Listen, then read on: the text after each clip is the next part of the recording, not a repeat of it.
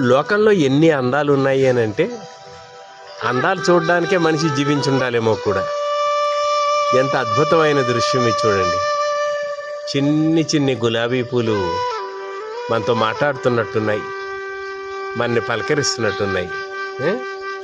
ఈ పువ్వుల అందం చూస్తున్నప్పుడు మనకున్న చికాకులు, విసుగులు, కోపాలు, దుఃఖాలు అన్నీ మర్చిపోయి పువ్వుల్లాగా బతకగలుగుతామేమో, లోకానికి అందాన్ని పంచుతూ బతకగలుగుతామేమో అనిపిస్తుంది. ఈ ఆకురాలే కాలంలో ఈ గులాబీలను చూస్తున్నప్పుడు మన మనసుకి అంత సంతోషము కలుగుతుంది. ఇంత సంతోషాన్ని, ఇంత ఆనందాన్ని మనకు పంచుతున్న ఈ ప్రకృతిని చూస్తున్నప్పుడు చేతులెత్తి నమస్కరించాలని అనిపిస్తుంది కదూ.